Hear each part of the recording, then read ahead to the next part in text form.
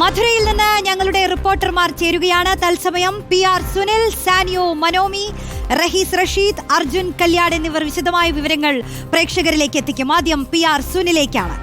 ആരാകും CPIMന്റെ പുതിയ general secretary? മധുരയിലെ 24ാം party കോൺഗ്രസിലെ ആ തീരുമാനം അത്ര എളുപ്പമാകില്ല എന്നാണ് കേന്ദ്ര നേതാക്കൾ നൽകുന്ന സൂചന. MA ബേബിയുടെ പേരാണ് നിലവിൽ സജീവ പരിഗണനയിൽ.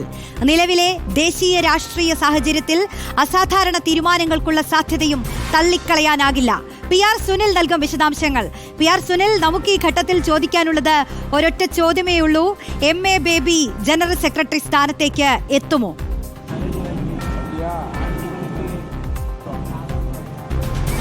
രോഷിനി, ഏതായാലും അത് CPMനെ സംബന്ധിച്ച് വളരെ ശ്രമകരമായ ഒരു തീരുമാനം തന്നെയായിരിക്കും എന്ന കാര്യത്തിൽ യാതൊരു സംശയവുമില്ല. ഒരുപക്ഷെ CPIMന്റെ ചരിത്രത്തിൽ ഈ ഒരു തീരുമാനമെടുക്കാൻ CPIM വലിയ ബുദ്ധിമുട്ട് നേരിടുന്ന ഒരു പാർട്ടി കോൺഗ്രസ് കൂടിയാണ് മധുരയിൽ ചേരുന്നത്.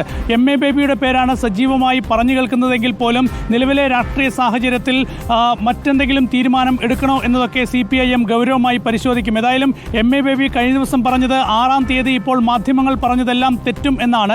അതേസമയം നമ്മൾ സംഘടനയുടെ ഒരു സാഹചര്യം, ചരിത്രം ഒക്കെ പരിശോധിച്ചാൽ നമുക്ക് മനസ്സിലാകും.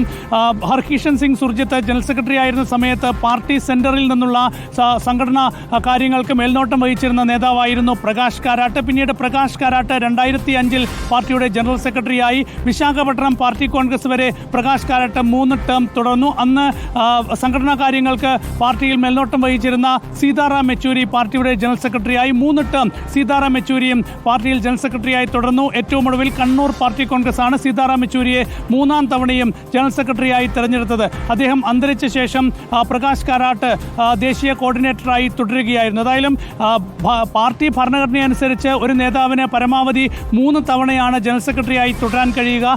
ആ സാങ്കേതികത്വമാണ് പ്രകാശ് കാരാട്ട് പ്രധാനമായും തനിക്ക് തുടരാനാകില്ല എന്ന കാര്യത്തിൽ വ്യക്തമാക്കുന്നത്. ഏതായാലും അങ്ങനെ വരുമ്പോൾ തീർച്ചയായും നിലവിൽ പോളിറ്റ് ബ്യൂറോയിലെ മുതിർന്ന അംഗം എന്ന നിലയിൽ MA ബേബി തന്നെയായിരിക്കും ജനറൽ സെക്രട്ടറി സ്ഥാനത്തേക്ക് സജീവമായി പരിഗണിക്കപ്പെടുക.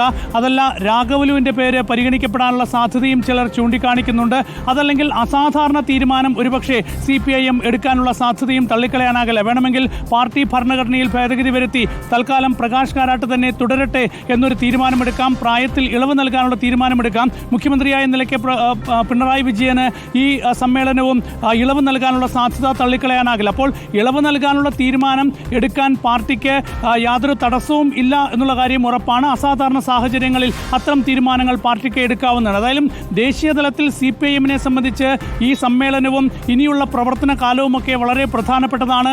ഇനി അടുത്ത പാർട്ടി കോൺഗ്രസ് 3 വർഷത്തിന് ശേഷം നടക്കുമ്പോൾ ഏതെങ്കിലും ഒരു സംസ്ഥാനത്ത് അധികാരത്തിൽ ഉള്ള പാർട്ടി ആയിരിക്കുമോ CPIM എന്ന വലിയൊരു ചോദ്യം നമുക്കെല്ലാവർക്കും മുന്നിലുണ്ട്. ഇപ്പോൾ ആകെ അധികാരത്തിലുള്ളത് കേരളത്തിൽ മാത്രമാണ്. പശ്ചിമ ബംഗാളിലും ത്രിപുരയിലുമൊക്കെ അധികാരം നഷ്ടപ്പെട്ട ശേഷം CPMന് ഇതുവരെ തിരിച്ചു വരാൻ കഴിഞ്ഞിട്ടില്ല. മാത്രമല്ല ആ സംസ്ഥാനങ്ങളിലൊക്കെ തന്നെ വലിയ തകർച്ചയിലേക്ക് പാർട്ടി പോവുകയാണ്. അപ്പോൾ ദേശീയ തലത്തിൽ പാർട്ടിയെ നയിക്കാൻ ഒരു നേതാവ് വരുമ്പോൾ തീർച്ചയായും ദേശീയ തലത്തിൽ പരിചയമുള്ള ഒരു മുഖം വേണം എന്നത് വളരെ പ്രധാനപ്പെട്ടതാണ്. നമുക്ക് കഴിഞ്ഞ ഒരു 10-20 വർഷം എടുക്കുമ്പോൾ സുർജിത്ത് ഉണ്ടായിരുന്നു, യെച്ചൂരി ഉണ്ടായിരുന്നു, പ്രകാശ് കാരാട്ട് ഉണ്ടായിരുന്നു. ഇപ്പോൾ യെച്ചൂരി അന്തരിച്ച ശേഷം പ്രകാശ് കാരാട്ട് കോർഡിനേറ്ററായി മാറി.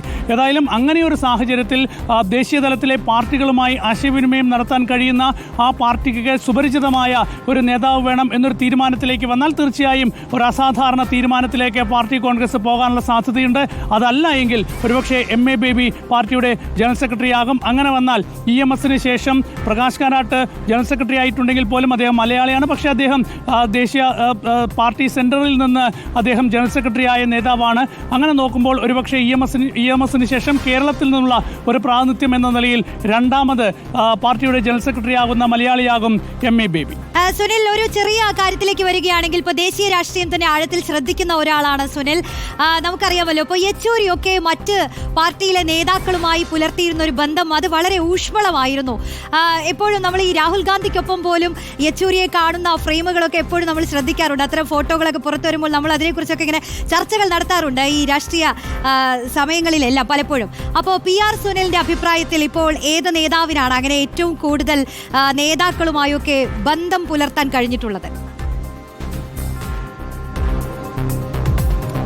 രോഷനി, ഏതായാലും എൻ്റെ വ്യക്തിപരമായ അനുഭവം അക്കാര്യത്തിൽ ചൂണ്ടിക്കാണിച്ചാൽ കഴിഞ്ഞ ലോക്സഭാ തെരഞ്ഞെടുപ്പിന് ശേഷം ചേർന്ന ആദ്യ ഇന്ത്യ സഖ്യം യോഗത്തിന് ശേഷം ആ ഇന്ത്യ സഖ്യത്തിൻ്റെ യോഗ തീരുമാനങ്ങൾ വിശദീകരിച്ചുകൊണ്ടുള്ള വാർത്താക്കുറിപ്പ് ഇറക്കാനായി രാഹുൽ ഗാന്ധി ആ വാർത്താക്കുറിപ്പ് തയ്യാറാക്കാനായി ക്ഷണിക്കുന്നത് സീതാറാം യെച്ചൂരിയായിരുന്നു. കാരണം അന്ന് എല്ലാ നേതാക്കളും, പ്രത്യേകിച്ച് അഖിലേഷ് യാദവിനെ പോലെ ഉള്ള വളരെ പ്രധാനപ്പെട്ട ഇന്ത്യ സഖ്യത്തിലെ നേതാക്കളൊക്കെ തന്നെ മല്ലികാർജ്ജുൻ ഖാർഗെയുടെ വസതിക്ക് മുമ്പിൽ നിരന്നു നിൽക്കുമ്പോൾ KC വേണുഗോപാൽ രാഹുൽ ഗാന്ധി ഇരുന്ന മുറിയിൽ നിന്നും പുറത്തേക്ക് വന്ന് യെച്ചൂരിയെ വിളിച്ചുകൊണ്ട് പോവുകയായിരുന്നു ഈ ഒരു വാർത്താക്കുറിപ്പ് തയ്യാറാക്കാനായി. അങ്ങനെ ഒരു ഇന്ത്യ സഖ്യത്തിൻ്റെ പോലും ഒരു നിർണായക തീരുമാനങ്ങൾ എടുക്കുന്നതിൽ, ആ ഒരു നിർണായക തീരുമാനം ജനങ്ങളെ അറിയിക്കുന്നതിലൊക്കെ തന്നെ സീതാറാം യെച്ചൂരിയെ പോലൊരു നേതാവിൻ്റെ ഒരു അഭിപ്രായം വളരെ നിർണായകമായിരുന്ന ഒരു സമയമുണ്ട്. അപ്പോൾ അങ്ങനെയുള്ള ഒരു നേതാവ് ആര് എന്നതാണ് ദേശീയ തലത്തിൽ CPM-നെ സംബന്ധിച്ച് വളരെ പ്രധാനപ്പെട്ടൊരു ചോദ്യം.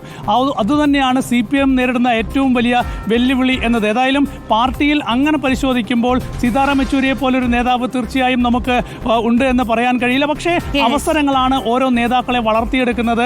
ആ സ്ഥാനത്തേക്ക് വരുമ്പോൾ ചിലപ്പോൾ വലിയ പ്രവർത്തനവും പ്രകടനവും ഒക്കെ നടത്തി നേതാക്കൾ ഉയർന്നു വരും എന്ന കാര്യത്തിൽ യാതൊരു സംശയവുമില്ല. CPM-ന്റെ ചരിത്രത്തിൽ അങ്ങനെ വളർന്നു വന്നിട്ട് ഒരുപാട് നേതാക്കളുണ്ട്. ഏതായാലും ആ തീരുമാനം എന്താകും എന്നത് വളരെ പ്രധാനപ്പെട്ടതാണ്. നിലവിൽ ദേശീയ തലത്തിൽ അങ്ങനെ ഒരു തീരുമാനം CPIM എടുക്കുമ്പോൾ തീർച്ചയായും അത്തരം സാഹചര്യങ്ങൾ കൂടി കണക്കാക്കണം. കാരണം ഇന്ത്യ സഖ്യത്തിന്റെ ഭാഗമായി നിൽക്കേണ്ടതുണ്ട്. കോൺഗ്രസ് ഉൾപ്പെടെയുള്ള മതേതര പാർട്ടികളുമായി സഖ്യത്തിൽ പോകേണ്ട സാഹചര്യമുണ്ട്. പല സംസ്ഥാനങ്ങളിലും കോൺഗ്രസ് ഉൾപ്പെടെയുള്ള സെക്കുലർ പാർട്ടികളുമായി തെരഞ്ഞെടുപ്പ് ധാരണകളിൽ മത്സരിക്കുന്ന ഒരു പാർട്ടിയാണ് ഇപ്പോൾ CPIM-ഉം മറ്റ് ഇടതുപക്ഷ പാർട്ടികളും ഒക്കെ തന്നെ. ഏറ്റവും ഒടുവിൽ നടന്ന ഹരിയാനയിലെയും മഹാരാഷ്ട്രയിലെയും തെരഞ്ഞെടുപ്പിൽ കോൺഗ്രസ് ഉൾപ്പെടെയുള്ള പാർട്ടികളുമായി ഒരു പകരക്കാരൻ ഉണ്ടാവുമോ എന്നുള്ളതിൽ സംശയം തന്നെയാണ്. പക്ഷേ എന്തായാലും ജനറൽ സെക്രട്ടറി സ്ഥാനത്തേക്ക് ഒരു പകരക്കാരൻ വന്നേ തീരൂ. അത് ആരാണെന്ന വിവരങ്ങളൊക്കെ ഞങ്ങളുടെ റിപ്പോർട്ടർമാർ തത്സമയം തന്നെ പ്രേക്ഷകരുടെ മുന്നിൽ എത്തിക്കും.